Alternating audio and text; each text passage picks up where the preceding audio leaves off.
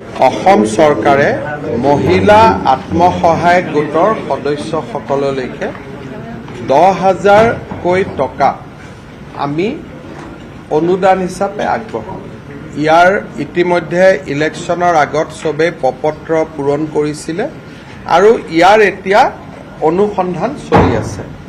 আৰু মই যিমান দূৰ জানো প্ৰায় 35 লাখ মহিলাই 10,000কৈ টকা পাব, তাৰমানে 3,500 কোটি টকা।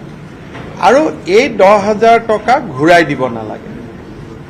এতিয়া নেটফিয়ে যদি ইয়াৰ ভিতৰত যিসকল বিচাৰে তেওঁলোকক যদি 15,000 টকাৰ এটা লোন দিব পাৰে, তেতিয়াহ'লে মহিলাসকলে 25,000 লগ লাগি কিবা এটা ভাল কাম কৰিব পাৰিব।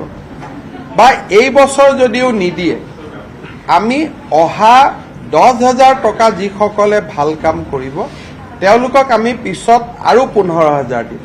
তেতিয়া যদি নেটফিয়ে লগত 10,000 টকা এটা লোন দিব পাৰে, তেতিয়া মহিলাখিনি উপকৃত হ'ব। কিন্তু নেটফি ইমান ডাঙৰ অনুষ্ঠানো নহয় যে সকলোকে দিব পাৰিব। গতিকে আমি গোটেইকেইটা নেটফি আৰু বেলেগ বেংকসমূহৰ লগতো কথা পাতি আছো যে চৰকাৰৰ টকাখিনিতো সুদো দিব নালাগে, ঘূৰাই দিব নালাগে, অনুদান হ'ব।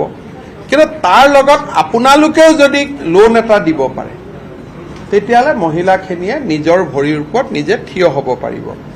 এইটো এটা আমাৰ ডাঙৰ প্ৰগ্ৰেম এটা আমি চিন্তা চৰ্চা কৰি আগবাঢ়ি গৈ আছো। প্ৰথমতে মোক 10,000 টকাটো দি ল'ব দিয়ক, তাৰ পিছত আমি বাকীখিনি পৰ্যায়ত